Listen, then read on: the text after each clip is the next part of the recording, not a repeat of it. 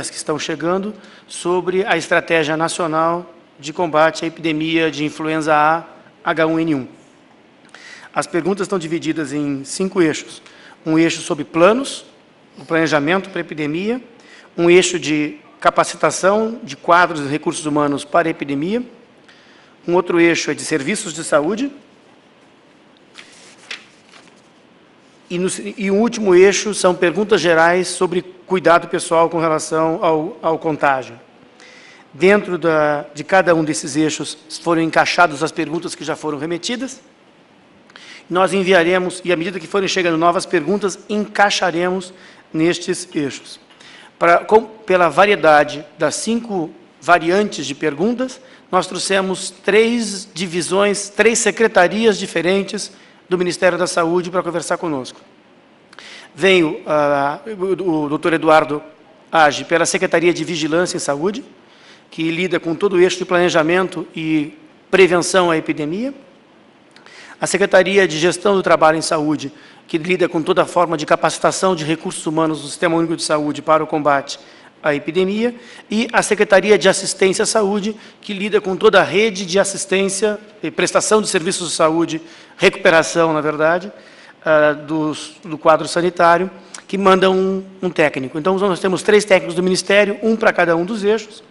E aí vamos começar as perguntas pela questão do Plano Nacional de Combate à Influenza H1N1, com o Eduardo Age, da Secretaria de Vigilância e Saúde, e que está na Secretaria Executiva do Gabinete de Emergência da Epidemia. Muito boa tarde. Esse primeiro eixo do plano lida com a diretriz de que cabe ao Ministério da Saúde fornecer diretrizes e estimular a elaboração de planos locais. Então, a primeira pergunta que os colegas nos dirigiram diz respeito de que o plano que está disponível na internet é um plano de 2006, que diz respeito à influenza de um modo geral. Existe um plano só para a influenza A H1N1? Muito boa tarde a todos. Obrigado, doutor Humberto, pela oportunidade de nós, no Ministério, esclarecermos esses aspectos e tirarmos dúvidas adicionais de todos os senhores. O plano brasileiro ele foi desenhado a partir da preparação da pandemia de influenza aviária pelo H5N1.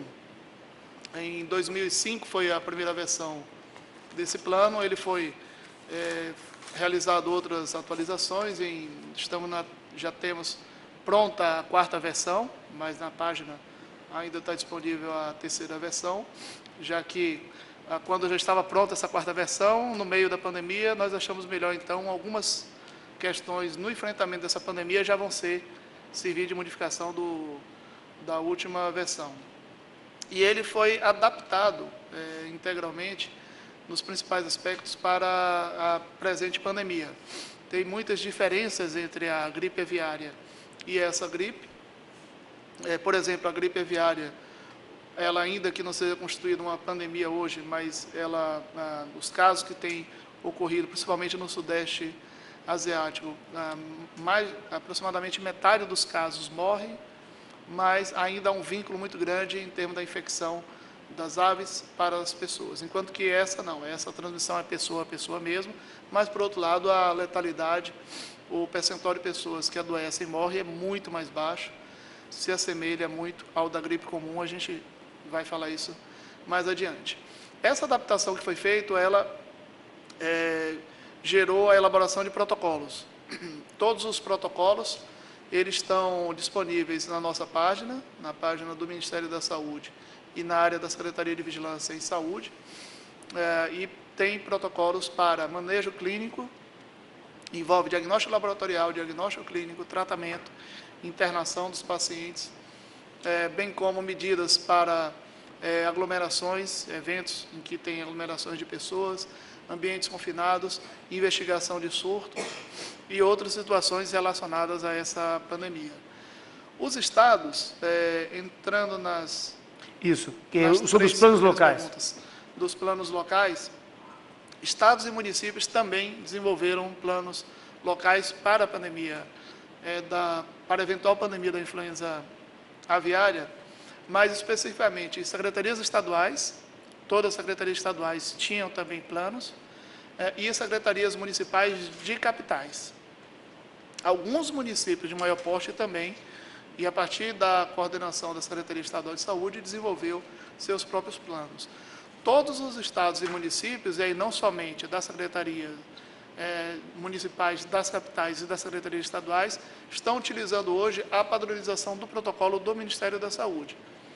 Dentro de cada secretaria estadual e dentro de cada município, há adaptações em relação, por exemplo, à sua estrutura de serviços, à rede de atendimento, identificação de quais as unidades hospitalares que são de referência, mas os procedimentos centrais, eles seguem exatamente o do Ministério da Saúde, até mesmo porque também o do Ministério da Saúde, ele segue muito das recomendações da Organização Mundial da Saúde. E tem uma série de procedimentos que eles não mudam em relação a países, estados ou municípios. Ou seja, não tem muito que mudar o protocolo, nem o plano, tem que ser adaptado para a realidade local. Exatamente, principalmente para a situação de organização de serviços.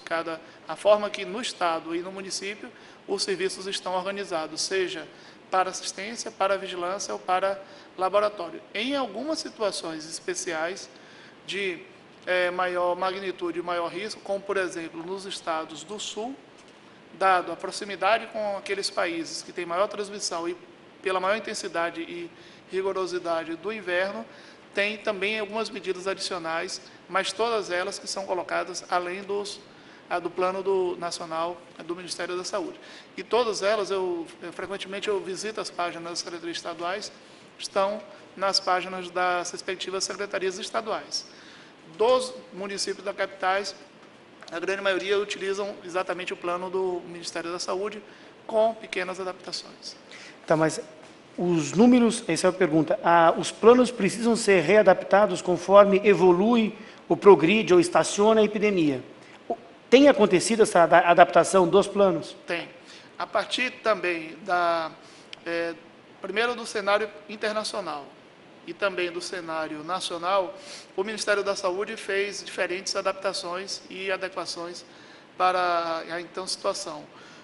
Por exemplo, creio que muitos têm acompanhado em relação ao diagnóstico e tratamento individual de casos, era feito isso no início da pandemia para todos os casos com sintoma de gripe. O protocolo tinha sintoma, fazia-se o exame. Exatamente, fazia-se o exame, tratava e internava. Isso porque o número de casos no Brasil era pequeno, não havia transmissão sustentada, o vírus circulando no Brasil, no interior do país, e essas medidas, principalmente o tratamento e a internação, elas tinham ainda uma função de conter a disseminação do vírus. De bloqueio. Ainda naquele momento era indicado. Não só o Brasil, mas vários países adotaram essas medidas para conter a disseminação dentro do território nacional. No segundo momento, quando se declarou a pandemia, em meados de junho, foi feita uma nova adaptação, indicando, e também pelo aumento do número de casos no Brasil, foi feita a adaptação para a internação dirigida somente para os casos de maior gravidade ou que tinham risco de desenvolver forma grave, deixando ainda o tratamento e o diagnóstico laboratorial individual, caso a caso, para todos os quadros, as pessoas que apresentavam sintomas de gripe. A terceira fase foi a partir do momento em que passou a ser caracterizado a circulação do vírus no país. Circulação sustentada, ou seja, os casos não eram mais importados, mas eram autóctonos, eram nacionais. Exatamente. Em muitas situações não era possível distinguir se a pessoa tinha apresentado contato com alguém que tinha vindo de fora ou se essa pessoa mesma tinha vindo de fora. Então, muitos casos já passaram a ser caracterizados como ou autóctonos ocorrendo no próprio país ou não era possível estabelecer o vínculo. E isso, de acordo com os parâmetros, é caracterizado transmissão sustentada. A partir desse momento, durante a mudança, na decretação da fase de pandemia e a partir do momento em que se caracterizou essa forma de transmissão, já passou-se a indicar o tratamento não somente a internação, mas também o tratamento com antiviral, somente para os casos já com algum sinal de agravamento ou que tinham algum fator de risco para agravamento. Por exemplo, pessoas que, além da síndrome gripal, apresentavam uma outra morbidade crônica, doença cardiovascular, doença respiratória crônica, doença renal, diabetes, hipertensão, dentre as cardiovasculares, alguns grupos etários mais extremos, maior de 60, menor de ano, e as grávidas. Recentemente, inclusive, nós incluímos também aqueles pacientes que apresentam obesidade mórbida, que é medido pelo volume, e em geral está associado a outras patologias. Então, obesidade mórbida, por exemplo, é um grupo de mais risco do que o restante da população. Isso, como também grávidas, como também essas outras pessoas que têm outras patologias crônicas. Por quê? Porque, vamos pegar um exemplo de alguém que já tem uma doença pulmonar crônica, que frequentemente vai ao serviço de saúde, precisa de balão de oxigênio. Essa pessoa, ao adquirir a gripe, e aí tanto faz se for a nova gripe ou uma gripe sazonal, a gripe comum, ela tem muito mais chance de, ao invés de somente receber oxigênio pelo balão, que é uma forma mais simples, ela, eventualmente, pelo comprometimento prévio que já tem do pulmão, é necessário de ser internado numa UTI, até mesmo, em alguns casos, de uso de respirador. Então, são pessoas que já têm condições que favorecem o desenvolvimento de forma grave, que uma simples infecção, como é o caso de uma gripe comum ou dessa gripe, é de agravar esse caso. O que a experiência mexicana ou a experiência argentina agregaram aos nossos protocolos? Primeiro, do México, foi importante, e isso teve uma reunião em Cancún, há quase um mês atrás, em que vários países, inclusive o Brasil, teve participação, que se ficou claro ali pela análise, não somente do México, mas dos Estados Unidos e do Canadá, que tinham o maior volume de casos naquela ocasião, de que a grande maioria dos casos de gripe, com sintomas de gripe, incluindo aí aqueles que tinham gripe pelo novo vírus influenza, apresentavam sintomas leves, evoluíam satisfatoriamente, isso ocorria em 95% das situações, e se recuperavam sem o uso do antiviral. Como esses países foram primeiro afetados, México primeiro, depois Estados Unidos e depois Canadá, o uso do antiviral em larga escala para todos que tinham algum sintoma de gripe, até porque não é possível clinicamente distinguir se é gripe pelo novo vírus ou pelos vírus comuns, todos faziam um tratamento com antiviral. E se observou de que alguns que não tinham sido tratados, porque o tratamento idealmente deve ser feito dentro dos 2 primeiros dias, a partir do início dos sintomas.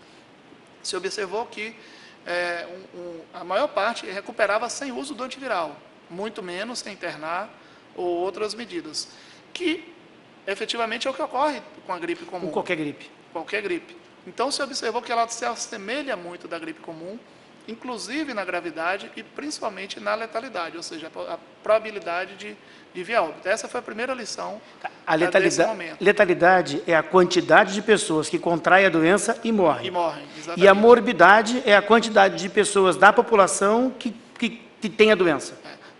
As pessoas a morbidade geralmente ela é relacionada à gravidade. Então, o percentual de pessoas que adquirem o vírus e manifestam doença. Tá. E, em geral, doença grave. Aí você pode medir, porque aí você tem, por exemplo, de cada 1000 pessoas que têm a gripe, 10 tiveram doença grave. Então, isso geralmente é o parâmetro de morbidade que nós utilizamos. Tá. E a letalidade é dessas 1000, quantas pessoas vieram a falecer? Exatamente. Tá. E a taxa mexicana ficou... A taxa mexicana causou uma certa apreensão no início e isso contribuiu muito para o pânico em alguns países. Preocupação muito grande da população, o que é esperado para a maioria dos países, porque no seu início, essa letalidade, essa proporção de pessoas que adoeceram e morreram, ela estava muito elevada para uma gripe comum. Ela estava, logo nas primeiras informações, estava de 6%. O percentual de pessoas que tinham doença grave era muito maior ainda. Então, se pensava de que essa gripe ela era uma gripe com uma alta gravidade e uma alta letalidade. E se evocava a gripe espanhola, bem como as outras pandemias, a de Hong Kong, a gripe asiática, que ocorreram 15 anos após cada uma, né, com esse espaçamento. Essa avaliação que se fez, e aí não somente dos dados do México, mas Estados Unidos e Canadá, colocou mais informações mais balizadas com base no que esses países tinham enfrentado a pandemia, ou seja, ela não mata mais e ela não agrava mais, pelo menos os dados que foram apresentados em Cancún e que vem sendo reiterado por alguns países, já que nem todos os países têm isso de uma forma tão precisa. Na situação da Argentina, que é mais recente, a Argentina foi acometida posteriormente ao México, como todos os países do hemisfério sul, né, e óbvio que isso está muito relacionado ao inverno. A situação da Argentina foi um grande número de pessoas que procuraram os hospitais e foram internados com alguma doença respiratória e em princípio, alta letalidade. Em princípio, né, na medida em que, quando se verificou o número de mortes, o número absoluto de mortes na Argentina estava maior, né, e superou rapidamente outros países que já iniciaram antes, como o Chile, entre outros. Qual foi a lição do que ocorreu na Argentina? Claro que a Argentina, nós não podemos fazer um paralelo muito grande entre a Argentina e o Brasil, a estrutura de serviços é bem diferente, a forma de organização do poder público também é diferente, o princípio federativo lá é totalmente diverso nosso em relação à autonomia das províncias. Isso levou que cada província tem um próprio Ministério da Saúde, viesse a adotar protocolos diferentes, e em especial isso numa situação de conflito político e na véspera das eleições. Todo esse conjunto de fatores, né, levou a um agravamento da situação, e a sensação de que na Argentina a situação realmente estava fora de controle e a letalidade muito elevada. Os dados muito recentes que nós temos é que, se a gente for trabalhar, que aí esse é um indicador que agora passa a se trabalhar mais a partir dessa semana, até por recomendação da Organização Mundial da Saúde. Se formos trabalhar mais com o que se chama da taxa de mortalidade, que aí é o número de óbitos em relação à população geral. Tá. Isso para evitar comparações que começou a se fazer entre Brasil e Uruguai, Brasil e Paraguai. Para o Uruguai tem a população, 3 milhões de habitantes, se eu não me engano, que é a população de Belo Horizonte ou de Salvador. Não há nenhuma possibilidade de parâmetro de comparação. Então, a taxa de mortalidade na Argentina, ela está, isso terminou sendo uma surpresa para nós, semelhante à do Chile, que passou a pandemia tranquilamente, que não teve todo aquele caldo, ou seja, dois países limítrofes com a mesma gravidade da doença tiveram reações diferentes em termos de mídia e de pânico. Isso.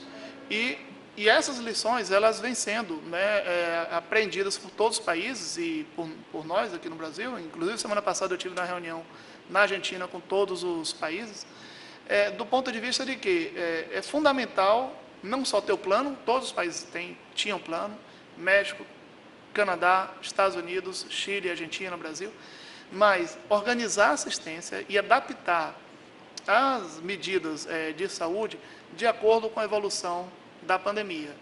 E ser muito rigoroso, e esse me pareceu o ponto fundamental nessa experiência da Argentina, em relação aos protocolos quando eles estão baseados em evidências. Porque é claro que em uma situação de pandemia, em uma situação que felizmente não é a situação do país, de pânico generalizado, mas de preocupação da população, a tendência é acreditar-se que existem outras estratégias, existem outras medidas que não são aquelas indicadas, seja pelo Ministério ou pela Secretaria.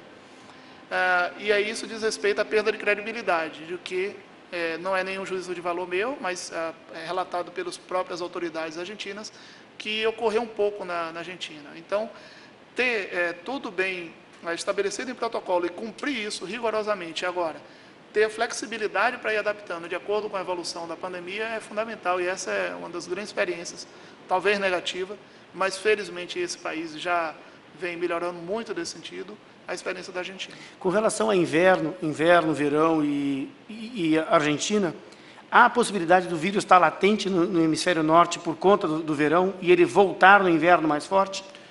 Olha, é diferente do esperado para os países do hemisfério norte, porque se esperava de que, terminado o inverno, e logo alguns meses após, o vírus deixasse de circular ou ele circulasse em uma proporção muito pequena.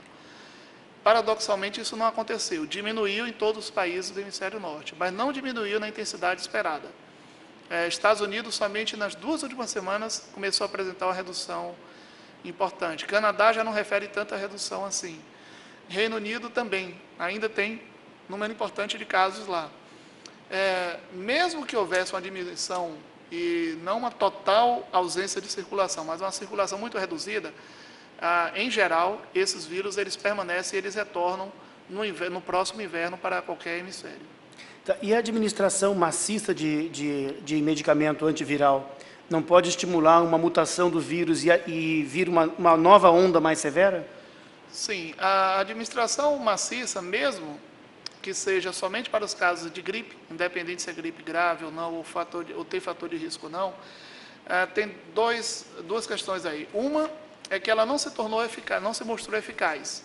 Ou seja, os países que adotaram o tratamento de todos os casos de síndrome gripal, comparado com países que não o fizeram, que adotaram priorizando os grupos de risco, eles não tiveram um corte na transmissão.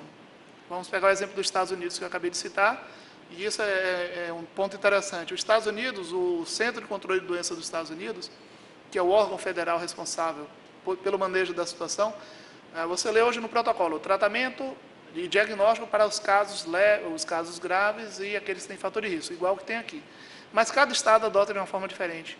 Tanto que nos Estados Unidos, sempre quando me perguntam, mas eles continuam contando casos, eu digo, olha, é um problema porque alguns estados não cumprem o protocolo. É um padrão federativo de muita autonomia. Um pouco semelhante à da Argentina. Mas quando você vai comparar, bom, então isso, se a maioria das pessoas lá estão tomando o medicamento em muitos estados, deveria ter havido uma redução há pelo menos um mês atrás, não ocorreu. Reino Unido também. Reino Unido foi mais cauteloso, né, e tem um padrão muito semelhante ao dos Estados Unidos. Então, não há nenhuma evidência que esse tratamento em massa,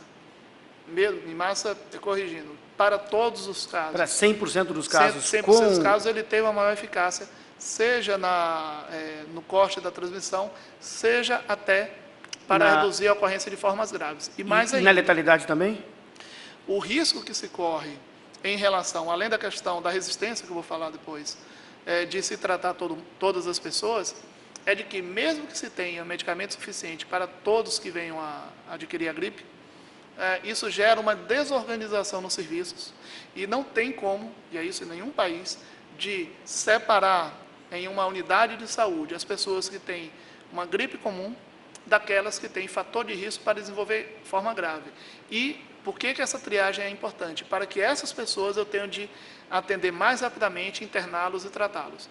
Ou seja, a sobrecarga que se gera tratando todas as pessoas, isso para qualquer país, não somente para o Brasil, leva a que não é possível distinguir.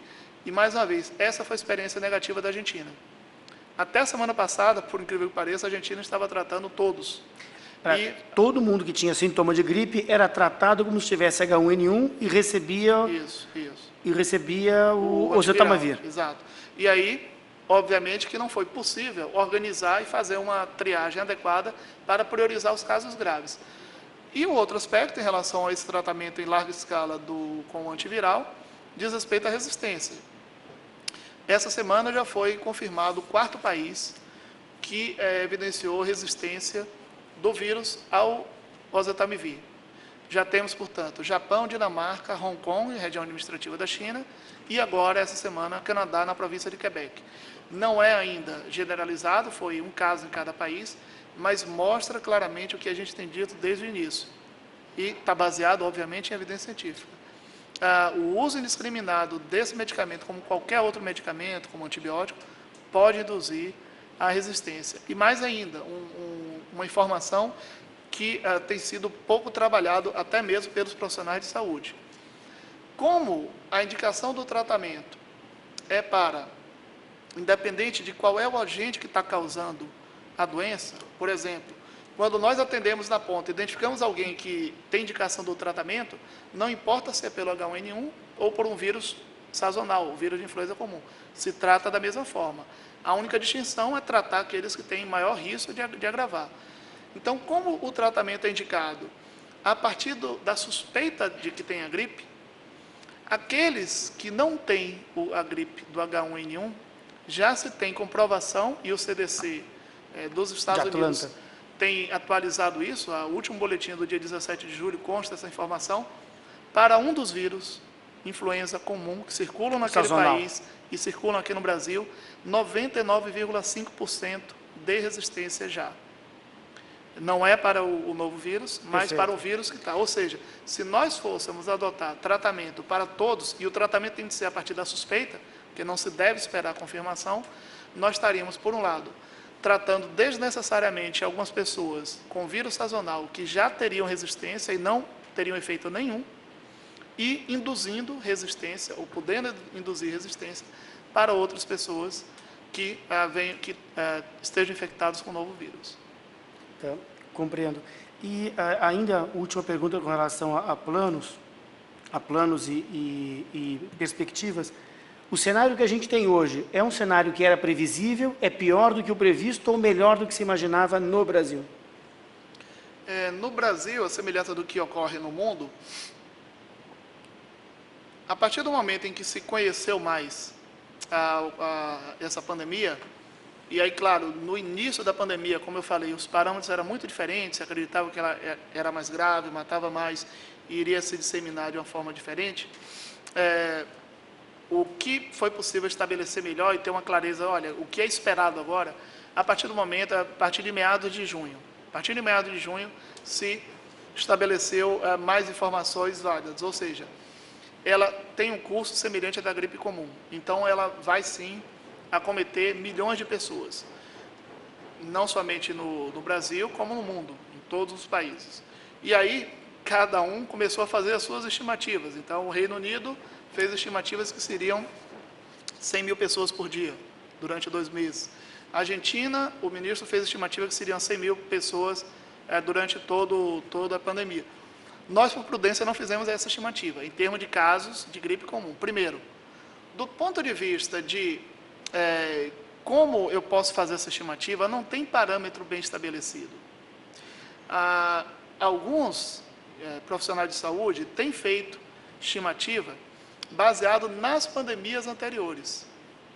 Inclusive, infelizmente, utilizando informação que consta no nosso plano, que nós utilizamos a estimativa das pandemias anteriores para estimar a ocorrência de casos graves na pandemia da influenza aviária. Esse parâmetro ele não serve para essa pandemia. Ele não pode nunca ser utilizado, aplicado nessa pandemia. Ela tem características totalmente diversas das pandemias anteriores. Ela se assemelha mais da influenza comum. Então, portanto, é possível, sim, se estimar, por exemplo, e nós estamos trabalhando com essas estimativas, de pessoas que desenvolvem doença grave, doença respiratória aguda grave. E aí um ponto de atenção, que vai permitir a nossa comparação e o monitoramento. Baseado não somente nos casos de gripe, que é grave, que tem alguma doença e pode vir a morrer, mas gripe associado a outras doenças respiratórias. Por exemplo, em muitas situações, uma pessoa que tem uma forma grave de gripe, ela tem junto uma pneumonia, por outro agente, em geral uma pneumonia bacteriana, ou ela pode desenvolver uma pneumonia e vir a ter um agravamento do seu quadro pelo próprio vírus. Então, a única forma de você estimar, baseado no que ocorreu nos anos anteriores, é utilizando esses números, ou seja, vendo o número de pessoas, por exemplo, que foram internadas e que morreram por influenza ou gripe, mais pneumonias. Pode-se acrescer aí até outra patologia, outra doença, que são bronquites crônicas também, que em geral estão associadas.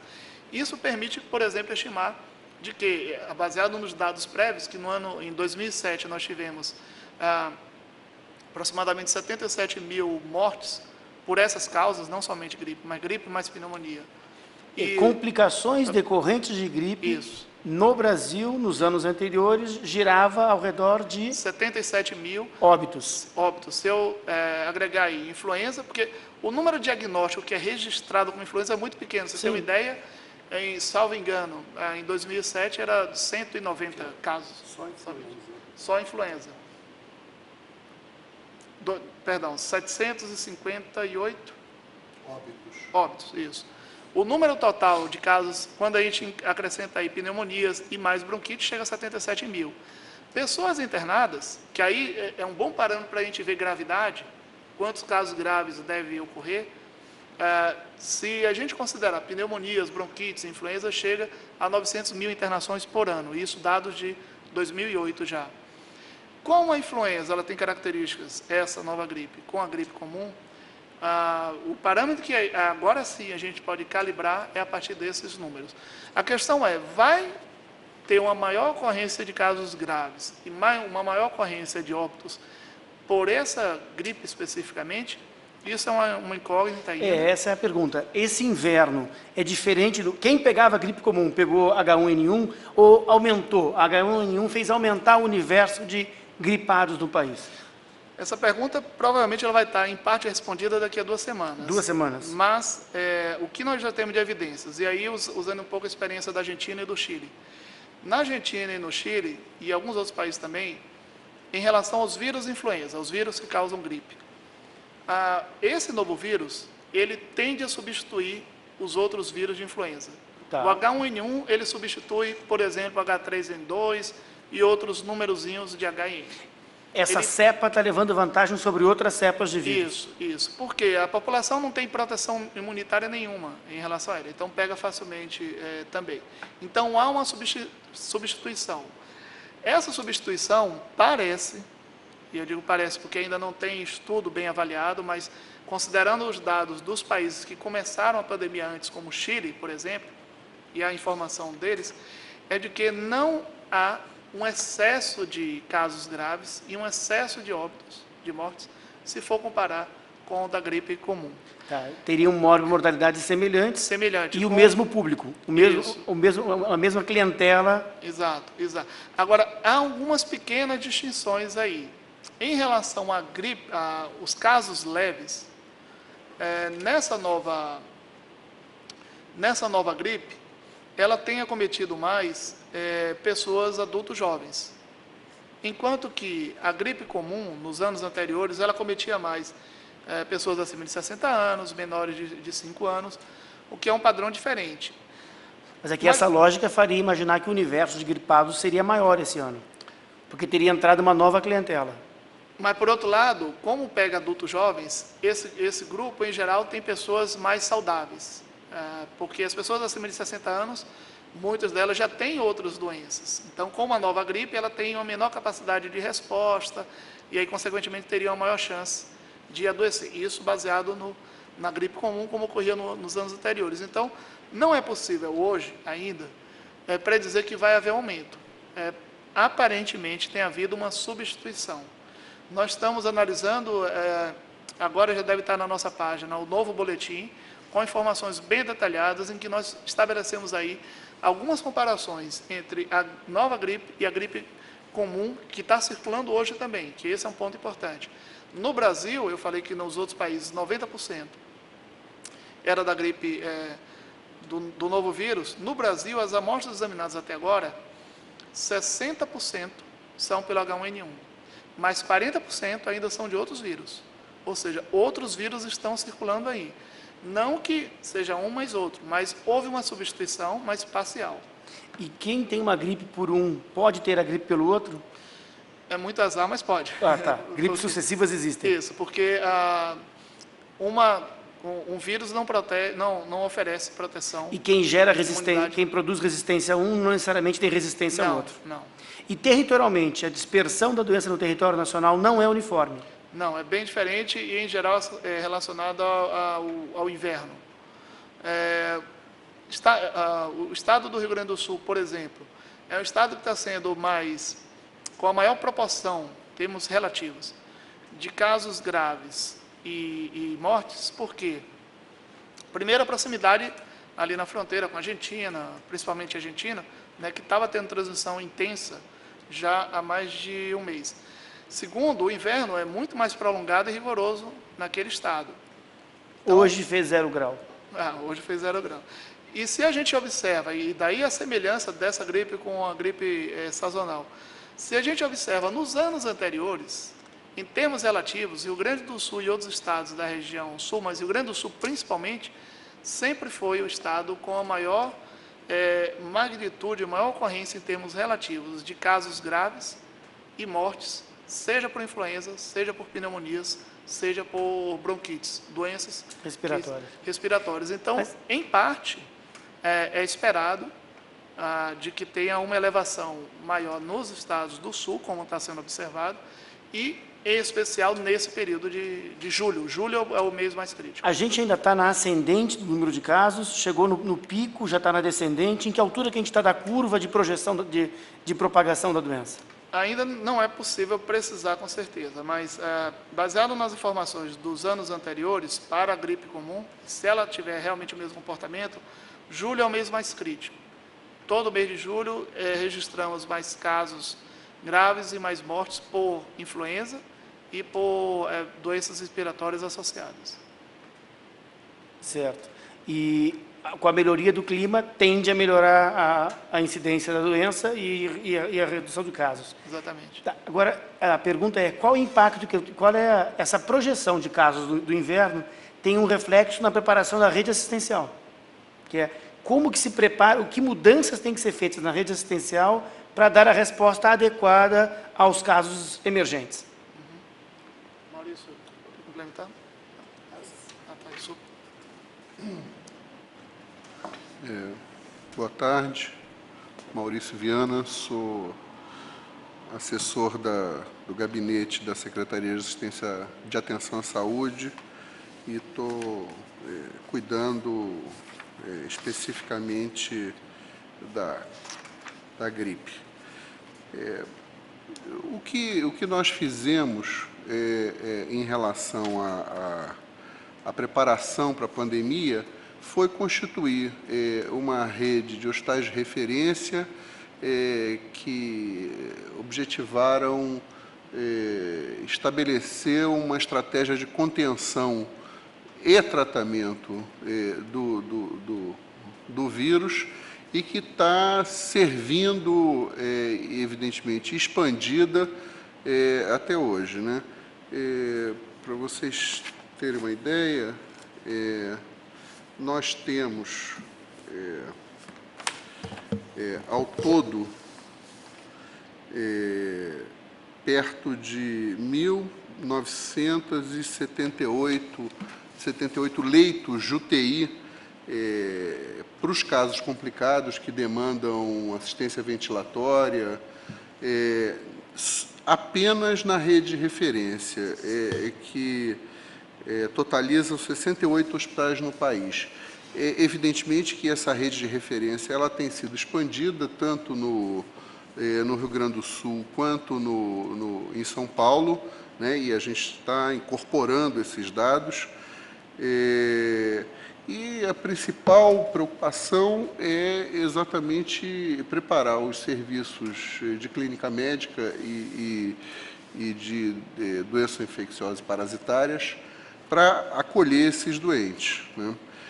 Ocorre que os países do hemisfério sul, eles não têm uma tradição de tratar influenza, né? Ao contrário dos países do hemisfério norte.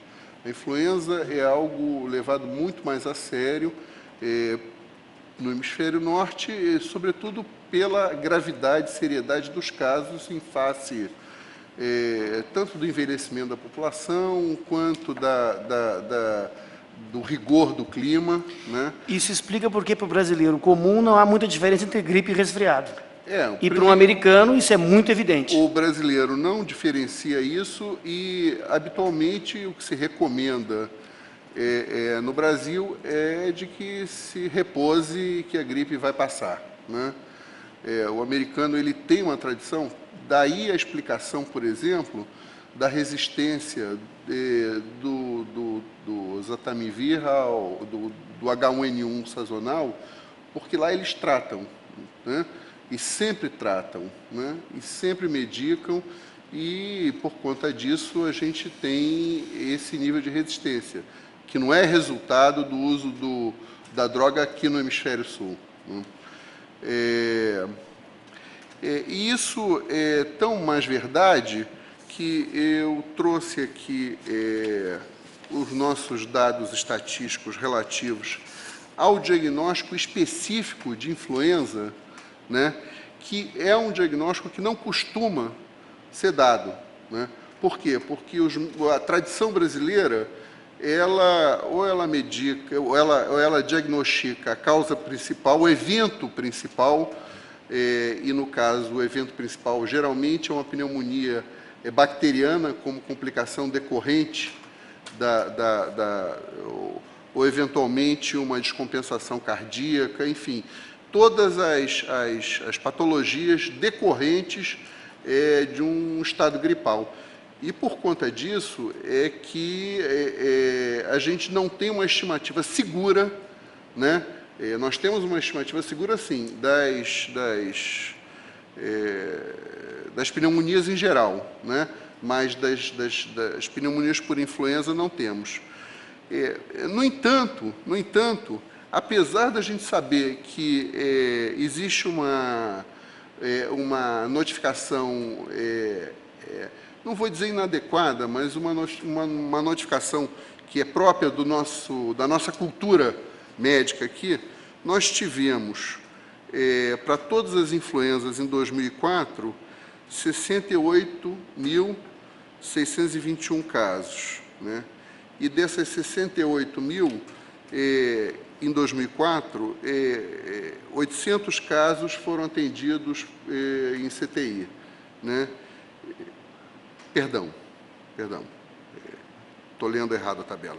Nós tivemos 68.621 casos de influenza atendida em enfermarias clínicas. Portanto, o país ele está preparado já para internar perto de 70 mil pessoas, né? Se nós fizemos isso em 2004, 772 foram internadas em UTI, que dá um total de 69 mil casos registrados com o diagnóstico de influenza, sabidamente um diagnóstico que não se costuma dar no país, né, que resultou em 1.800 mortes, 1.800 óbitos. Então, a gente tem uma série aqui de 2004 a 2008, onde a gente foi observando uma redução, né? Nós tivemos 69 mil casos em 2004, 45 mil casos. Nós não cruzamos com os eventos climáticos, né? Possivelmente isso pode ter sido ou da circulação, especulando, né? Ou um evento climático mais severo nesse ano, ou a circulação de alguma coisa nova. Mas nós tivemos 69 mil casos em 2004, 45 mil em 2005, 34 mil em 2006, mas sempre com óbitos, tá? O dado do ano passado, que talvez seja um dado que interesse, nós tivemos 27 mil casos o ano passado, desses 580 precisaram de assistência ventilatória, e com 754 mortes. Isso para uma situação não epidêmica, né? Então, quer dizer, a rigor, se de fato for real a hipótese, a premissa de que ela vai ter o mesmo comportamento da gripe sazonal, apenas haverá uma substituição, não. A rede ela está absolutamente qualificada e preparada para enfrentar ela, né? Contudo, ela não está preparada para o pânico. E isso aí, nem os bancos. Sim, o sistema financeiro não aguenta. Se todo Nem mundo os for sacar, os bancos quebram. Entendeu? Né? Se hoje todo mundo for no Banco do Brasil tirar o dinheiro, o Banco do Brasil quebra imediatamente, né? Então, o sistema de saúde, igualmente, ninguém está preparado para o pânico, né? Quer dizer, e o que está ocorrendo é o seguinte, pessoas que guardariam repouso em casa, né, ou usariam lá a mesinha da vovó, hoje estão indo ao hospital. Por quê? Porque morreu uma pessoa que teve outro óbito ali, quando que, no ano passado, nós tivemos 800 óbitos. 800 óbitos. por esse diagnóstico de influenza, que somados aos diagnósticos de pneumonia, que são uma complicação decorrente, e ninguém entrou em pânico por causa disso, né? E, no entanto, a rede foi capaz de enfrentar essa coisa. Adicionalmente, o que nós fizemos? Nós adquirimos 160 conjuntos de ventilador e monitor multiparamétrico fisiológico, que são as duas peças essenciais para respiração assistida, para complicações pulmonares que exigem respiração assistida. Que é o que vai evitar os óbitos, né? Não todos, mas boa parte deles. Quer dizer, se for oportuna a entrada do acesso a um leito de CTI, essa coisa toda, você vai. Então, nós incrementamos isso. Por exemplo, no Sul, nós credenciamos mais 30 leitos de CTI, né?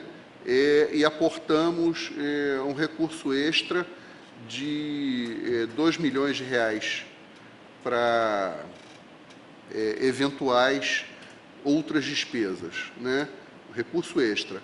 Fora os 30 leitos CTI que dão perto de 400 mil reais mês. Não? Mas 30 leitos de UTI é suficiente para a onda de H1N1 que virá? Veja bem, não tem país no mundo que trabalhe com reserva técnica de leito de UTI. Sobretudo com o envelhecimento da população, né?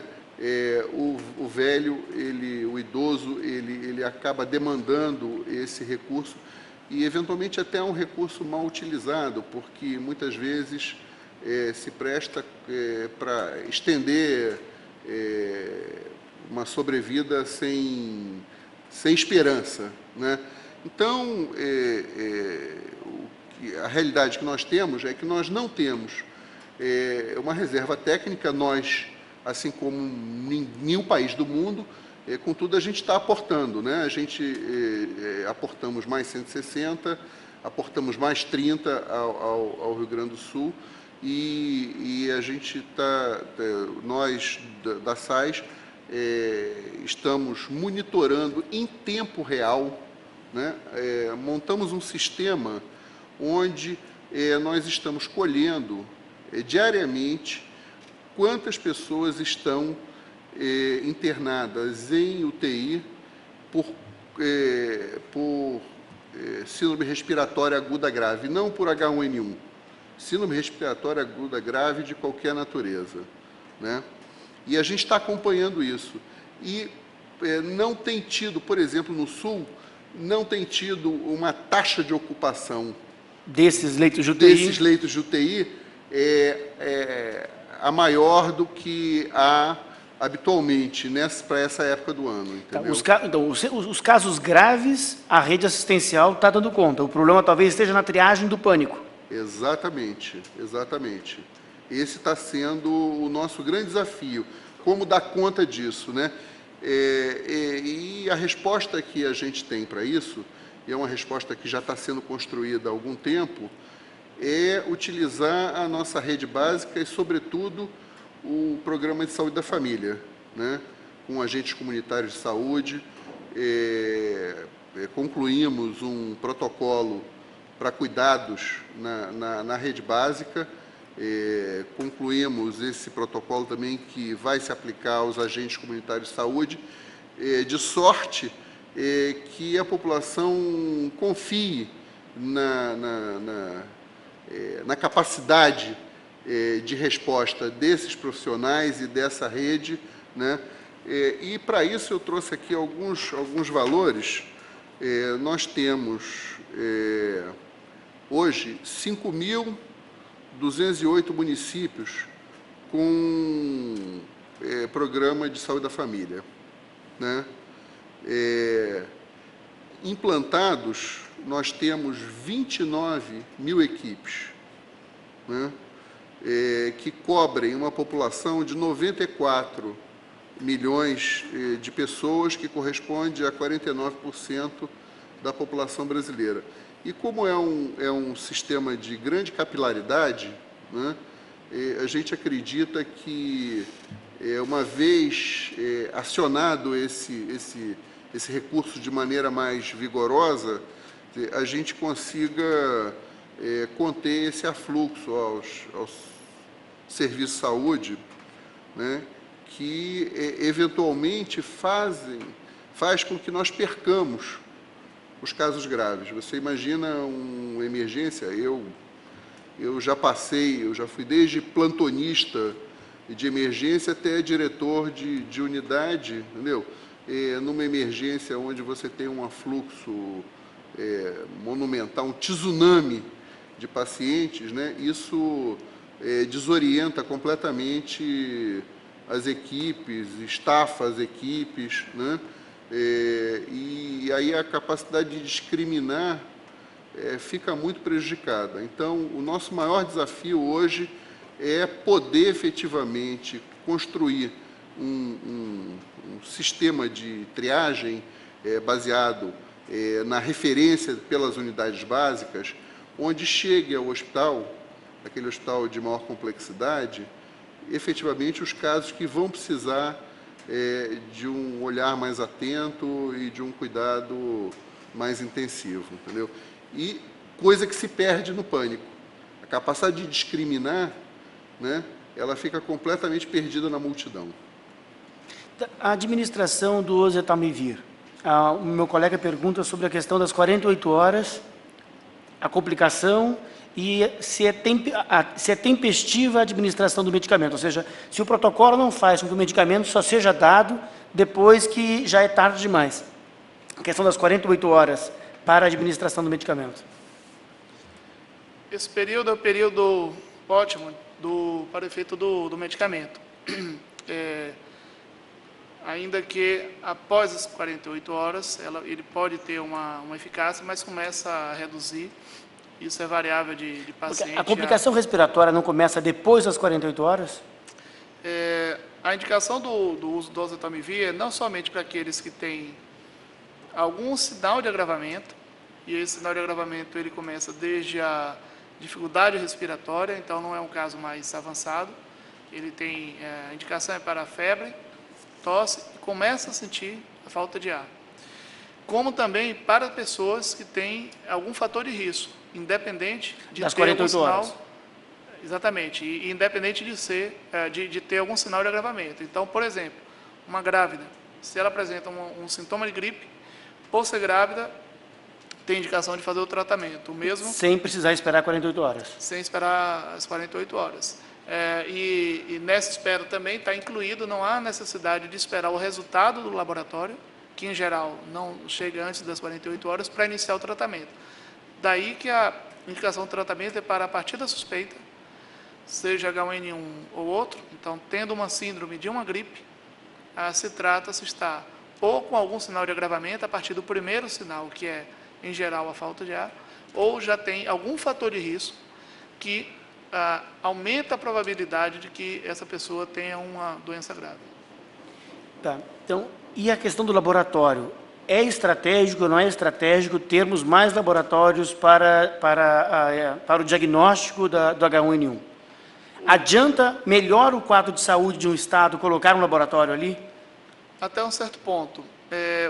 Os 3 laboratórios que nós temos no país, de referência, que é o Instituto Evandro Chagas, no Pará, do próprio Ministério da Saúde, a Fiocruz, também vinculado ao Ministério da Saúde, e o Instituto do Fluids, da Secretaria Estadual, mas é referência para o Ministério, eles são credenciados pela Organização Mundial da Saúde e realizam esses testes, e principalmente estamos falando aí de testes mais específicos, que é um teste de biologia molecular, desde a implantação da vigilância para influenza, independente dessa situação agora. Nós temos um sistema de vigilância que funciona desde o ano 2000, e desde então esses laboratórios já vêm sendo não só credenciados, como continuamente avaliados, sua qualidade e também a sua biossegurança. Porque como eles tratam com vírus, o risco de contaminação para o profissional e para a população é muito grande. Então eles têm, por exemplo, o nível de segurança 3, que é 1 abaixo do nível máximo, que é 4.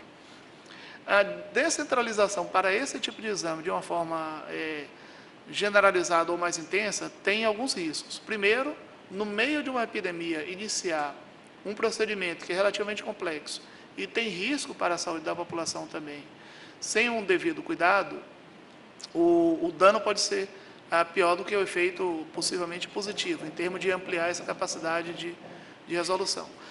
3 laboratórios, eles já estão elencados porque eles foram visitados pelos laboratórios de referência, por equipes do laboratório de referência, estão habilitados e já tinham equipamentos adquiridos, porque também nem todos os laboratórios nos estados, os laboratórios estaduais ou mesmo privados, têm condição em termos de equipamento, não só de pessoal treinado, para a realização desses exames. São equipamentos caros, que nós já vimos estruturando essa rede, não só para influenza, para outras doenças, há algum tempo. Então, Minas Gerais, já foi feito treinamento para o pessoal, já tinha equipamento adquirido em colaboração com o Ministério, Estado do Paraná, e mais recentemente, essa semana, foi visitado o laboratório do Rio Grande do Sul.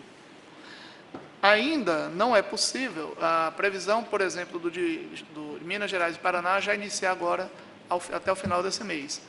Esse tempo em que leva para eles começarem a realizar exames é exatamente por esse cuidado, além de a aquisição dos insumos, ela não é muito rápida.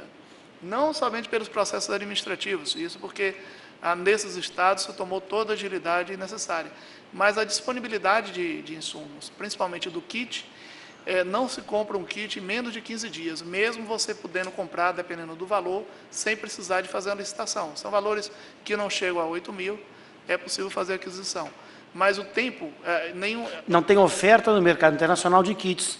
Nacional, alguns deles, por exemplo, que se chamam os primers, que são as cópias do GENS, são produzidas nos Estados Unidos. Tem representantes no Brasil que adquirem fora do Brasil. Então, isso leva um tempo, e esse tempo que está sendo cumprido para descentralizar. Por favor.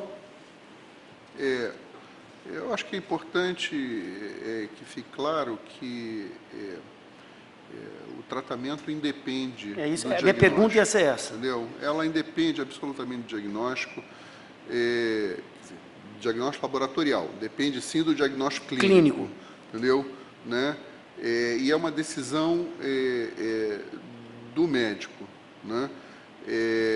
Quando o protocolo define paciente de risco, ele também deixa a critério médico a possibilidade de avaliar a gravidade daquele paciente, entendeu? Porque o ato médico é um ato soberano, né?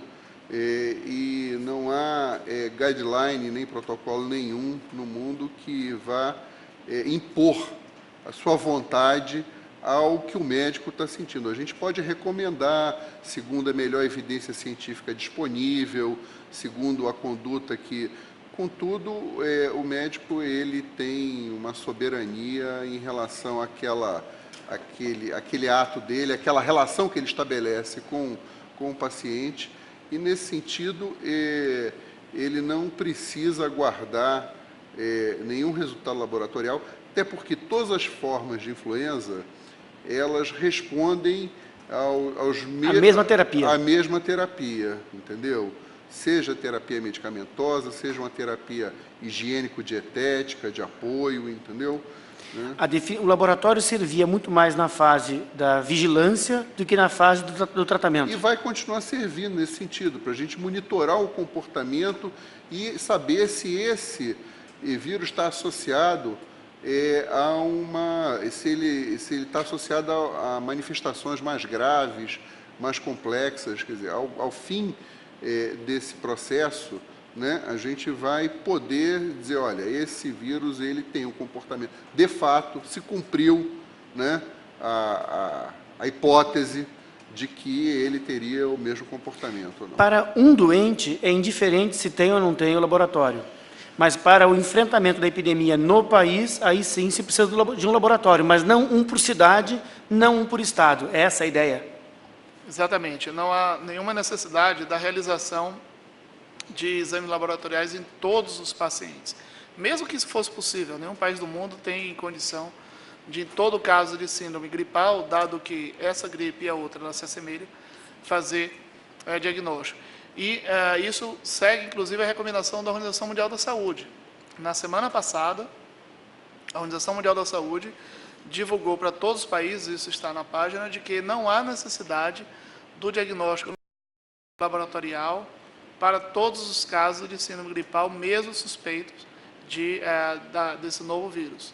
Então, o que nós adaptamos no nosso protocolo, e essa foi a última mudança que fizemos, foi adequar, no sentido de que, dado que não é necessário para você conhecer a evolução da pandemia, dirigir o diagnóstico laboratorial para monitorar a circulação dos vírus, para ver se estão circulando outros vírus, se ele predomina ou não, para, a partir de algumas amostras, ver se já tem resistência ou tem alguma mutação, que isso é importante fazer continuamente, bem como para os casos graves, mesmo que o resultado chegue depois do tratamento, porque, como foi referido, não é necessário esperar o resultado, ele serve para avaliação a posteriori, se efetivamente tem adoecido com forma mais graves pessoas que têm esse novo vírus ou vírus sazonal.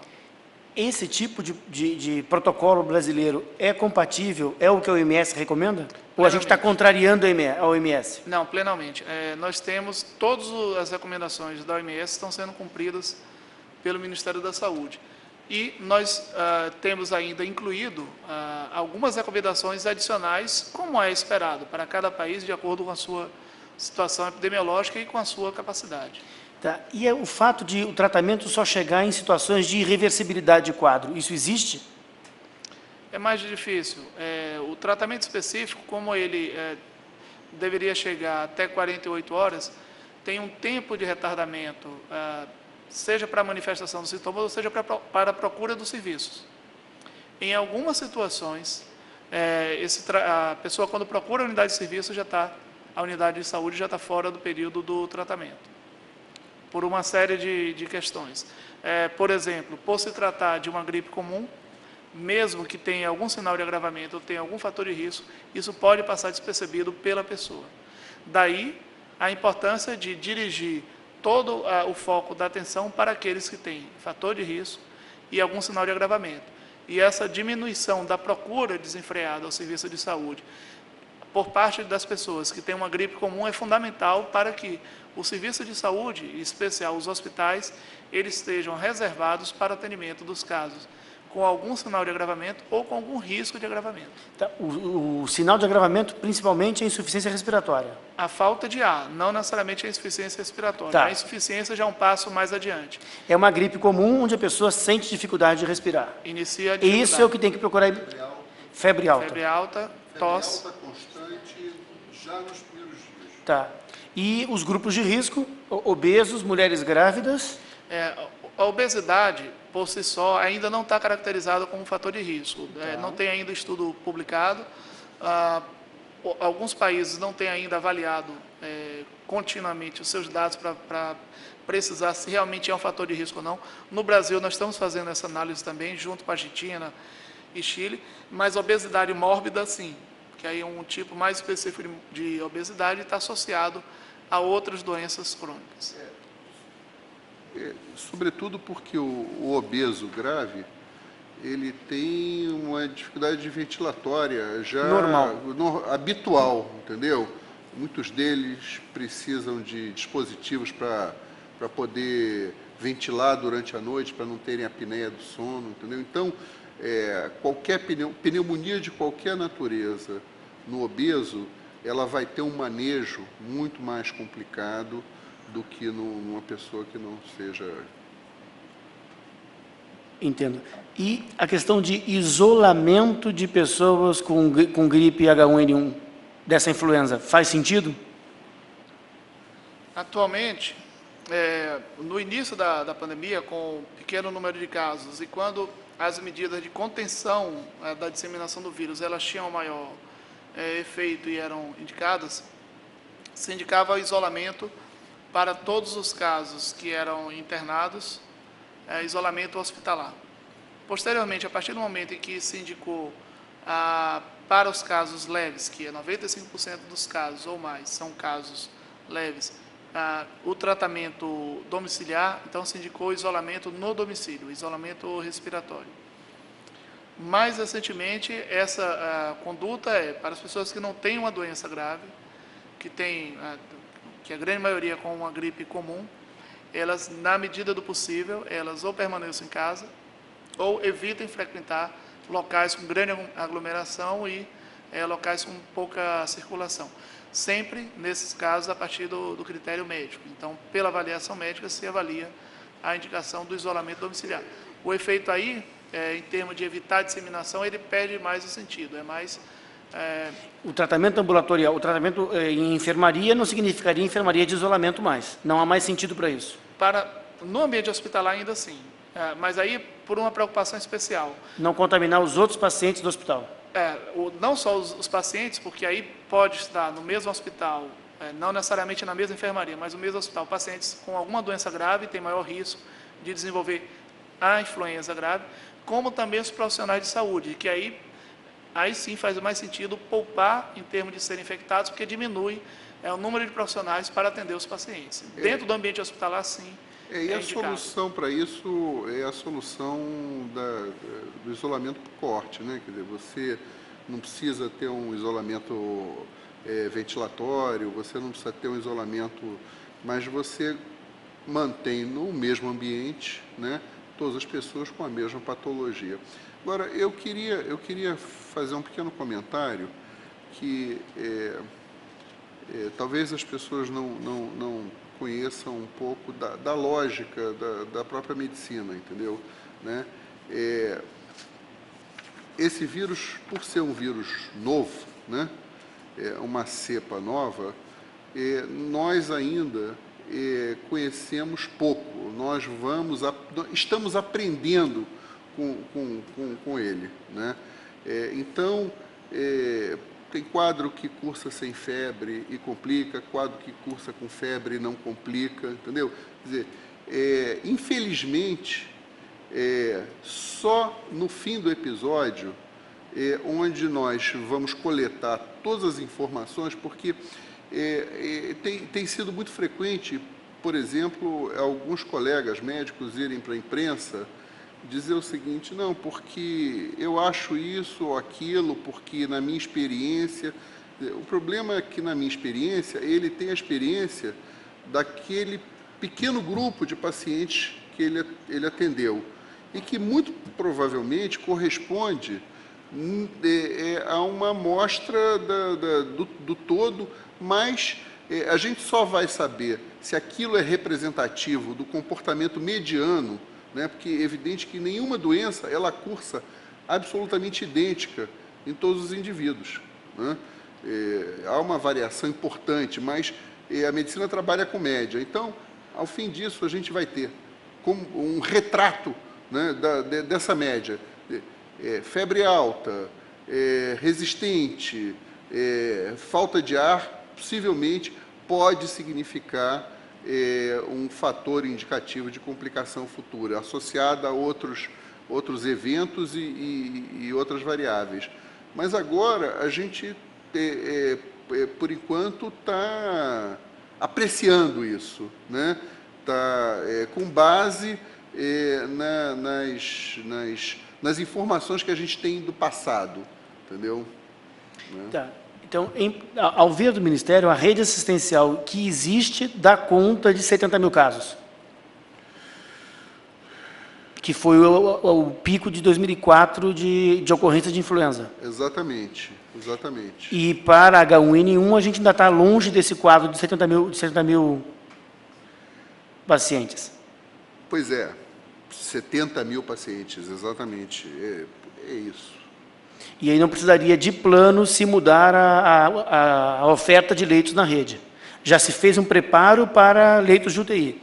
Leitos de UTI, leitos de isolamento, porque como a gente não conhecia o comportamento do vírus, nossa preocupação é que a letalidade dele fosse muito alta e, portanto, os pacientes precisassem de um isolamento, de medidas de biossegurança muito severas, entendeu? O que não se confirmou, porque a gente estava raciocinando com a... Assim como o México raciocinou, como algo altamente contagioso. Com a aviária. A aviária tem uma mortalidade muito alta, tem uma letalidade muito alta. A aviária realmente é assustadora, entendeu?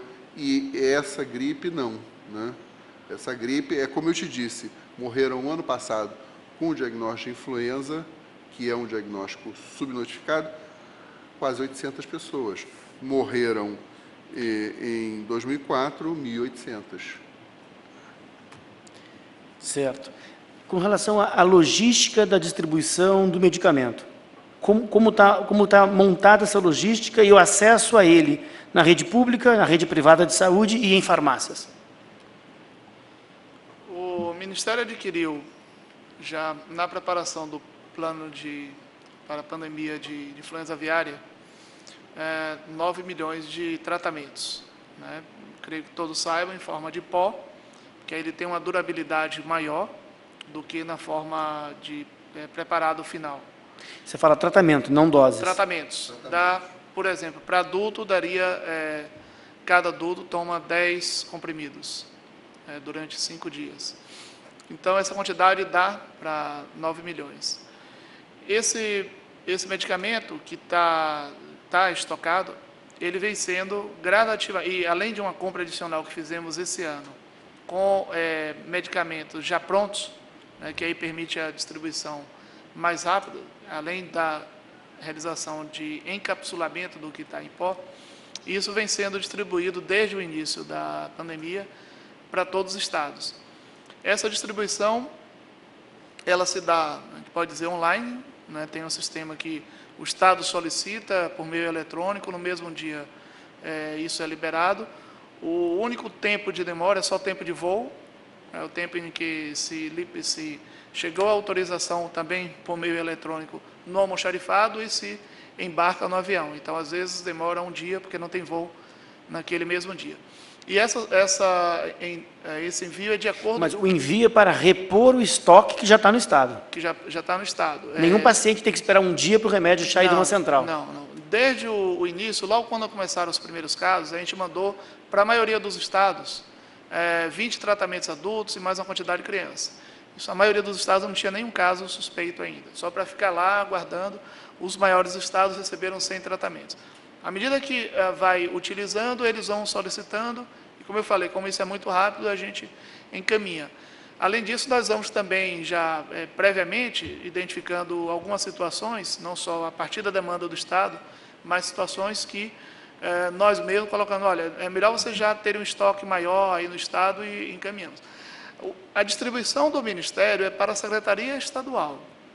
O Ministério, e aí não só para esse medicamento, mas para todos os outros e para os demais insumos, não faz distribuição para município e para unidade de saúde. Cada secretaria estadual, ela distribui, ao menos para unidades de referência, aquelas onde vão ser internados os pacientes, mas também podendo, como efetivamente muitos estados, de acordo com as suas características, fazem, para outras unidades. Por exemplo, se um paciente é internado com quadro respiratório, ele não estava suspeito, não foi feita a suspeita de que era influenza e ele agravou e está em um outro hospital, ninguém transfere esse paciente, que está em estado grave, às vezes entubado, para um hospital de referência tomar o medicamento. A própria vigilância encaminha, leva o tratamento lá no hospital. Se por um lado não é indicado por questões logísticas e também por questões de evitar o uso disseminado da medicação, tem todas as unidades do país, por outro, também não é feito, e os estados não retêm isso somente em poucos hospitais de referência. Mas volto a afirmar, essa distribuição e essa logística é de competência da Secretaria Estadual de Saúde. A questão de tornar disponível em farmácias, isso ainda é um ponto que não está definido. Na medida em que, a partir do momento que esteja disponível em farmácias, a dispensação desse medicamento, ele seria dado a partir de qualquer receita médica. E aí, seguramente, né, a indicação do tratamento, quando não cumprir a recomendação do protocolo, ela corre o grande risco de se perder o controle. E aí a preocupação maior não é somente em relação à quantidade de medicamento, que esse sim é suficiente, A preocupação é do uso fora do protocolo estabelecido pelo Ministério, que todas as secretarias concordam, não só cumprem, mas concordam, gerando o risco de resistência do agente ao antiviral. Mas ele não é disponível nas farmácias comerciais? Nas farmácias, desculpa, eu estava me referindo às farmácias oficiais. Tá. Farmácias, seja da atenção básica, seja da rede Os centros de dispensação... Agora, em relação às farmácias comerciais, é de competência exclusiva do produtor. Cabe ao produtor distribuir, vender nas farmácias. Não há nenhuma interferência do Ministério da Saúde em relação, e não houve, de proibição da venda do medicamento no comércio. Há uma questão aí importante, de que grande parte, isso tem sido, em algumas situações, referido de que o Ministério recolheu os remédios na farmácia. Bom, além de não ser de nossa competência, exceto se fosse situação de contrabando ou de falsificação, ou vencimento, né, medicamento vencido ou com algum problema, nós não temos interferência nesse ponto. Mas o dado relevante é de que, se nós adquirimos a maior parte da medicação que está sendo utilizada, 9 milhões de tratamento, em 2005, não poderia ser a justificativa da composição do estoque pelo Ministério de Saúde para recolher, para não ter remédio disponível no mercado. Mesmo se nós formos considerar o que nós adquirimos esse ano, nós iniciamos a aquisição, compramos inicialmente 23 mil, ora, 23 mil para qualquer produtor, de longe, não representa ter de recolher de todas as farmácias, seguramente. Não estamos falando de pequenos produtores. Também a outra compra que fizemos, de 800 mil tratamentos, que ainda, grande parte dela ainda vai ser entregue, também não é justificativa. Claro que há lógicas, e obviamente são lógicas legítimas, da necessidade do produtor atender todo o mercado mundial. E lembremos que não há antiviral suficiente para todos os países. Então, os produtores que atuam em diferentes mercados, não somente no Brasil, mas eles estão distribuindo e vendendo para todos os demais países, eles vão fazer a sua distribuição de acordo com essa lógica. O que não quer dizer de que, por outro lado, de que a não venda do medicamento em larga escala nas farmácias também não tem o seu lado positivo. Ainda que nós não retiramos, não recomendamos, não oficiamos nada para o laboratório produtor, por outro lado, a livre venda do medicamento, de acordo com a indicação de cada um, e não necessariamente cumprindo o protocolo, mais uma vez, isso poderia gerar resistência. Entendo. E, com relação agora à contratação de mais médicos, a pergunta que me dirige um colega, se a contratação emergencial de mais médicos não poderia resolver a triagem nas filas. A pergunta é, por que não há contratação emergencial de médicos para os atendimentos de suspeitos de terem contraído o vírus? É razoável acreditar a espera de 4 a 5 horas para atendimento ao pânico de muitas pessoas que não apresentam nenhum sintoma? Ou o serviço deve estar preparado também para essa questão do pânico e de falta de informações, e então ser criada com mais médicos uma triagem, de modo que pessoas sem sintomas possam ser liberadas imediatamente? Veja só, o país não tem um estoque, não tem médico na prateleira para a gente ir lá e colher esses médicos e distribuir, entendeu? Né? E, sobretudo, você tem uma concentração muito grande de médicos. Os médicos são espacialmente e geograficamente mal distribuídos, né? Na medida do possível, isso está sendo feito. O Sul tomou essa iniciativa, né? O Rio de Janeiro está tomando, parece que São Paulo está tomando, mas ela é, na verdade, uma iniciativa de pouco impacto, justamente pelo volume que você é capaz de mobilizar.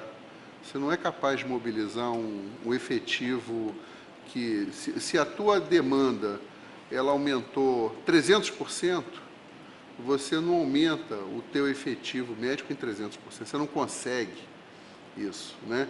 É um recurso inelástico. Você, para formar médico, você precisa de 8 anos, né? 6 de faculdade, 2 de residência, no mínimo, né?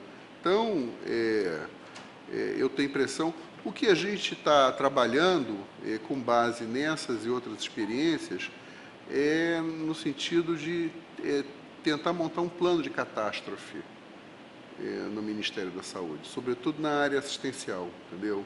De fato, falta a área assistencial um plano de preparação para catástrofes, né? Mas isso envolve Defesa Civil, Forças Armadas, né? Isso envolve um conjunto muito vasto de atores, mas a gente está aprendendo com a experiência e está caminhando nessa direção, né? Eu acho que muito em breve teremos um bom plano de catástrofe e aí sim, eu acho que a gente vai estar preparado para esses eventos, entendeu? Né? O Brasil, mais uma vez, a gente tem um aspecto cultural, um traço cultural muito forte. O brasileiro não faz seguro, né? O brasileiro é um animal que não faz seguro, entendeu? Não faz seguro da casa, no máximo ele segura o carro porque ele sabe que a certeza que ele tem que o carro vai ser roubado, entendeu? Então, eu acho que a gente está caminhando nessa direção, entendeu? Eu acho que os hospitais estão aprendendo, a gente já aprendeu muito com a epidemia de dengue, né? Por conta dos episódios epidêmicos de dengue, a gente tem também esse aumento exponencial da demanda, né? O Ministério da Saúde, através da Secretaria de Vigilância e Saúde, publicou um plano de contingência para o enfrentamento da dengue, que não tem paralelo, né, nos anos anteriores, né? Então, eu tenho a impressão que a gente vai sair daí melhor do que entrou, né? Vai sair dessa experiência melhor do que entrou. Não, eu Primeiras damas. Só queria acrescentar uma informação nessa questão toda do plano de catástrofe também, que outro fator que estamos encontrando dificuldade, porque todos esses profissionais a serem contratados seriam em nível federal, tá? Que é a discussão da carreira nacional do SUS, a carreira federal do SUS.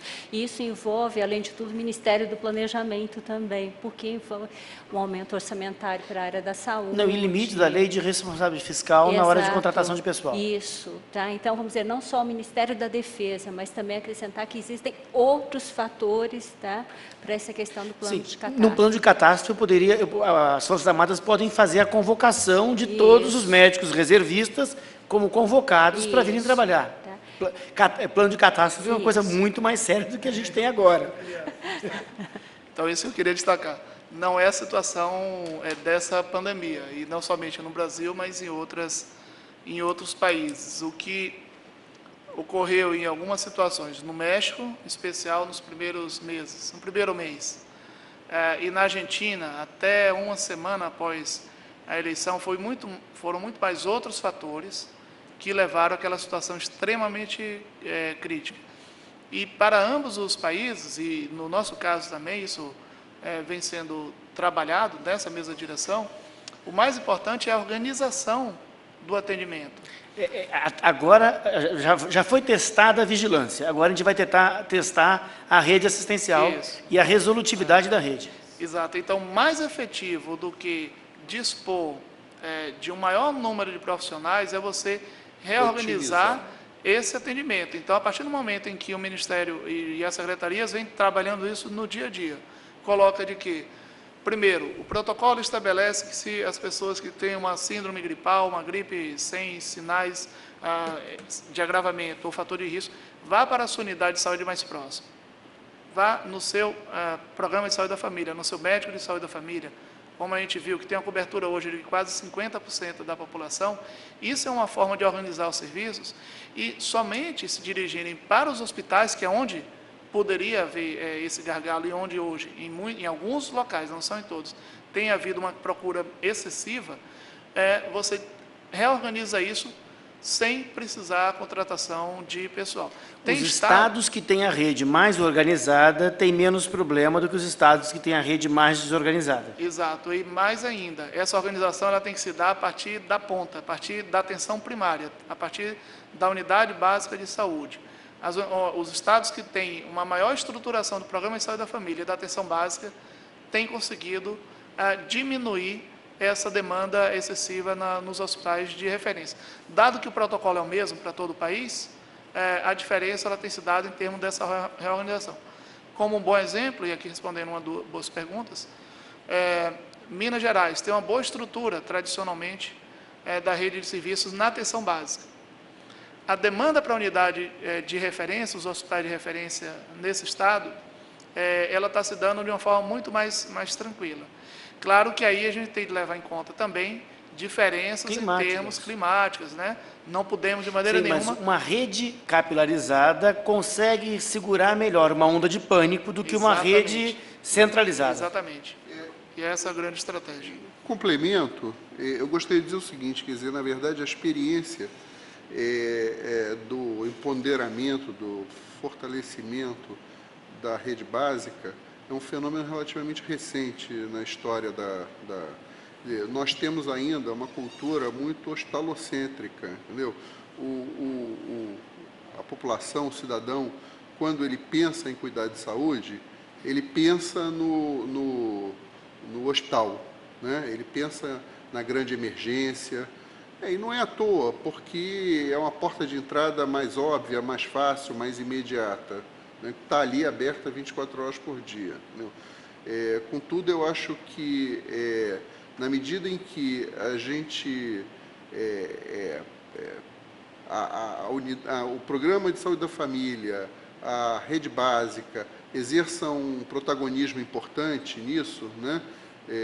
Nesse incidente epidêmico, eu acho que eles vão ganhar credibilidade e as pessoas vão deixar de procurar o hospital como o primeiro recurso, né? Agora, para isso é preciso que a gente construa claramente um algoritmo, entendeu? Onde o médico lá da ponta, né, ele possa de fato atender a isso. Eu acho que a Márcia podia falar um pouco disso, que é um esforço que a gente está trabalhando, e especificamente a Márcia. Além disso, antes de entrar especificamente nisso, acho que um outro trabalho muito grande que nós precisamos fazer do ponto de vista cultural, porque da mesma forma que o Maurício falou, toda a cultura do Brasil ela está centrada no hospital e centrado na doença, né? Todo mundo só corre atrás do prejuízo, ninguém corre, vamos dizer, tentar se prevenir, né? Então, uma questão muito importante que hoje a gente vem observando na influenza é que medidas, né, como lavagem de mãos, a questão da etiqueta respiratória que a gente vem investindo, são medidas que todo mundo deveria fazer. Com isso, a gente poderia quebrar em muitos momentos a cadeia de transmissão da influenza A, né? Então, a partir disso, esse é um trabalho enorme para as pessoas. Eu tenho ainda algumas perguntas, o tempo está chegando próximo do fim, mas eu tenho algumas perguntas de etiqueta respiratória para checar com vocês. Mas, e aí, sim. Então, daí para finalizar essa parte, eu acho que aí a gente pode trabalhar, dentro dessa questão hoje do processo de organização de serviços de saúde, em relação ao processo de capacitação, nós estamos trabalhando muito mais para o processo de atualização dos profissionais do serviço de saúde. Certo? Até porque síndrome gripal, né, influenza sempre foi influenza. Isso, influenza sempre foi influenza. Então, nesse sentido, o trabalho hoje do gabinete permanente é no sentido de manter totalmente informado os profissionais do serviço de saúde a respeito das mudanças do protocolo, né? Então, com isso, uma das estratégias que estamos utilizando é o contato com o Conselho Federal de Medicina, as sociedades brasileiras e as associações brasileiras que têm contribuído sobremaneira no processo... Para disseminação de informação. Exato. Então, o trabalho principal hoje, nesse momento, é o da disseminação da informação. A partir da semana anterior, nós começamos a trabalhar nesse processo da organização do serviço de saúde, em que a atenção básica vai ter um protagonismo muito maior, né, nesse processo da quebra da cadeia de transmissão da influenza, tá? Com isso, nós começamos a preparar uma série de materiais, tá, para auxiliar as equipes de saúde da família, as equipes que atuam nos hospitais de média complexidade, nas unidades de pronto atendimento, tá, com informações para que eles possam conduzir de uma forma mais tranquila para os profissionais e para o bem da população com influenza ou com suspeita de influenza. Então, nesse sentido, organizando algoritmos, preparando materiais como esse, que vão ser disponibilizados na internet, na página do Ministério, na semana que vem, provavelmente, que isso aqui pode ser baixado da internet, cada um imprime, e para os diversos profissionais, desde o agente comunitário de saúde até o médico. Tá? Com relação aos cuidados pessoais, uso de máscaras e lavagem de mãos. Bom, essas são as medidas, atualmente, após a indicação das medidas de contenção populacional, são as medidas mais eficazes para prevenir a ocorrência de novos casos e para diminuir essa intensidade da pandemia. Então, não somente em relação às pessoas doentes, como às pessoas que não estão doentes. Tem uma responsabilidade muito grande, e o que a Márcia coloca, de que isso tem questão de hábitos culturais. Nós sempre vemos na televisão, em filmes, que alguns povos orientais já têm a cultura de qualquer infecção, não somente doenças respiratórias, de usar máscara. Quem está doente. Quem está doente. Quem está doente não deve usar. Não tem indicação, não tem eficácia nenhuma. E não protege. Não lhe protege. Ao contrário, gera um meio úmido nas vias respiratórias que favorece a contaminação. Exatamente. Então, para as pessoas doentes, ela tem uma responsabilidade no sentido de evitar de contaminar outras pessoas. Não somente o uso de máscara cirúrgica, claro, como também evitar ambientes fechados, né, com grande circulação de pessoas e, em especial, com pouca circulação de ar, evitar compartilhar a pessoa que está doente, compartilhar os seus utensílios, copos, outros objetos de uso pessoal e ter o cuidado ao espirrar, tossir, que é uma das maiores fontes de transmissão de doença. Para as pessoas não doentes, esses cuidados eles já são mais secundários, ainda que importantes também, em relação a alguns cuidados muito semelhantes, por exemplo, de não compartilhar alguns objetos de uso pessoal, como copos, pratos, talheres, num momento, principalmente num período de inverno, que em muitas situações não se sabe quem está doente, quem não está doente, quando você convive com um grande número de pessoas. Mas eu diria que a maior responsabilidade é para as pessoas que têm sintomas, que, além desses cuidados de ordem geral, procurem a unidade de saúde para serem informadas adequadamente. E a unidade de saúde que estamos falando aí não é procurar imediatamente o hospital, é procurar a unidade básica, a unidade primária, é o posto de saúde, o centro, a equipe de saúde da família, o seu médico, que ele vai orientar a medida mais adequada. O consumo de vitamina C adianta de alguma coisa? Como prevenção? Não. Tem alguns estudos que indicam um consumo muito elevado de vitamina C antes da ocorrência de síndrome gripal, e não só gripe, geralmente se associa a gripe, mas outras infecções, pode ter algum efeito, mas é um nível muito elevado que, em geral, não é disponível na alimentação comum, seja para suplementação, exceto em situações muito especiais, pessoas que têm alguns quadros de imunossupressão, já têm uma resposta imunológica comprometida, pode estar indicado em algumas situações, mas sempre é um nível muito elevado. Com relação a aeronaves? Também foi outra modificação que houve no decorrer da pandemia. Inicialmente, como os casos, na maioria das vezes, estavam relacionados a viagens internacionais, então o foco era identificar quem vinha de fora dos países afetados e, se essas pessoas tivessem algum sintoma de gripe comum, elas iam para a unidade de referência e eram internadas. A partir do momento que se estabeleceu a pandemia, isso perde o sentido e perde a eficácia.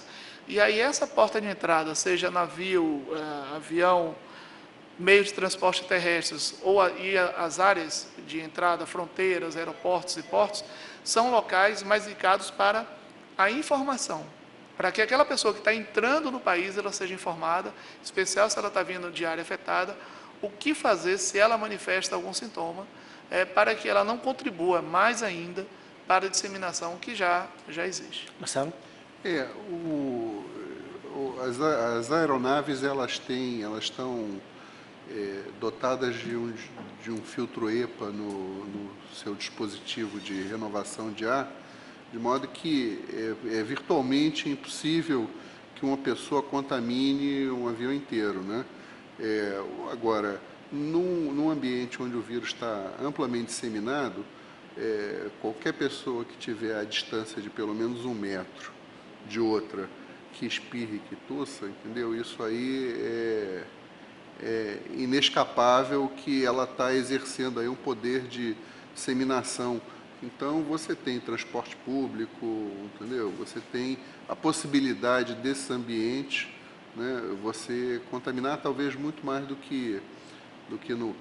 O que é importante é difundir a ideia da etiqueta respiratória. A etiqueta respiratória. Entendeu? Né? Quer dizer, quem tossir, quem espirrar, põe a mão no rosto e não leve a mão depois, porque... Mas faz sentido, por exemplo, você colocar álcool gel em repartições públicas para as pessoas ficarem limpando as mãos permanentemente? O álcool gel é uma alternativa não tão disseminada para a lavagem de mãos. A lavagem de mãos é a medida mais adequada, entretanto, ela tem de ser feita de forma frequente, né? Não somente para quem está tossindo, mas para evitar de que adquira a doença, para evitar a contaminação das pessoas. O álcool gel ele serve para manutenção dos ambientes limpos, já que o vírus ele tem uma permanência em alguns ambientes, um período variado de tempo, e se tem contato da secreção, se há possibilidade de contato com a secreção de uma pessoa que espirrou, tossiu ou passou a mão no nariz e tocou em algum objeto, computador, laptop incluindo, mesas, microfones, o álcool gel está indicado.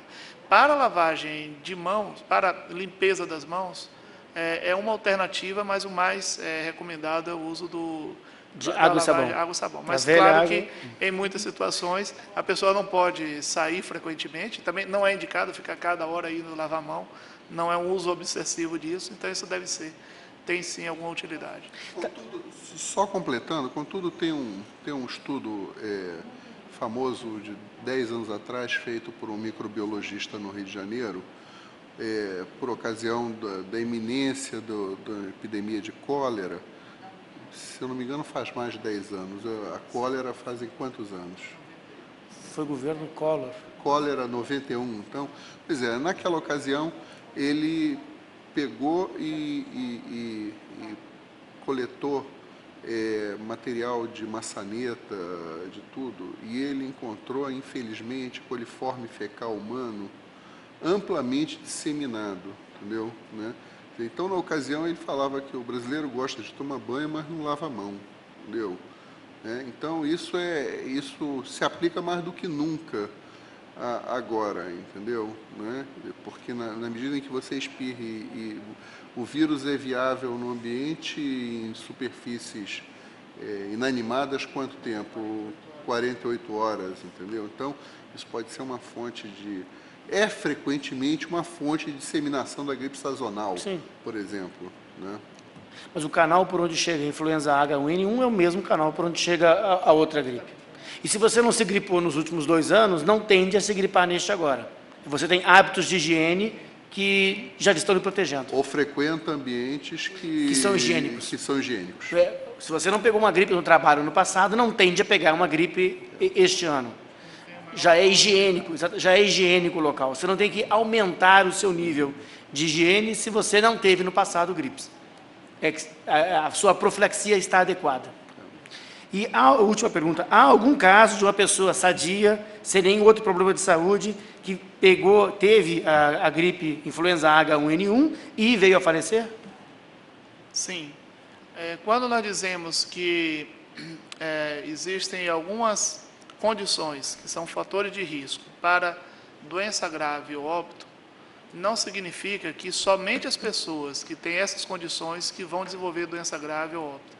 significa que elas têm maior chance, maior probabilidade de ter doença grave ou óbito. Muitas vezes se diz, baseado nos dados de outros países, de que, mas a maioria das pessoas que estão morrendo ou tendo doença grave são pessoas adultos jovens e previamente sadias. Só que a gente tem que lembrar que essa é a grande maioria das pessoas que adquirem a doença. Então, logo, o maior número, em termos absolutos, de pessoas que vão ter doença grave e morrer, está dentro desse grupo. Mas não quer dizer que, se eu for comparar dois grupos, adultos jovens, rígidos, sem nenhum problema de saúde prévio entre as mulheres, nenhuma gestante, e comparar ali qual é o percentual de pessoas que adoeceram e tiveram doença grave ou vieram a morrer, com o outro grupo, com pessoas que têm aquelas condições de risco. Aí sim, a única forma de eu dizer, nesse grupo, a chance de vir a morrer é maior. No que nós temos observado, e aí em termos relativos, portanto, é de que as pessoas que apresentam essas condições, que são fatores de risco, ela tem maior chance de desenvolver doença grave ou vir a morrer, mas não são somente essas que estão adoecendo, tendo doença grave ou morrendo. Entendo. Está chegando o limite do nosso tempo de 2 horas no canal de imagem. Eu queria agradecer a vinda de vocês, a pronta resposta à convocação e, quem sabe, marcarmos mais adiante, encerrado todo o ciclo da pandemia, marcarmos um ciclo para avaliarmos a adequação de tudo que se fez nesse período. E eu, mais uma vez, agradeço a você, agradeço a atenção de todos e dizer que estamos disponíveis para os esclarecimentos. Eu creio que essa seja a melhor forma de, pela manutenção do diálogo e as informações sejam colocadas de uma forma transparente na mesa, de que nós auxiliemos, cada um dentro de suas funções, a preparação, a contenção e toda a resposta dada a essa pandemia. Muito obrigado.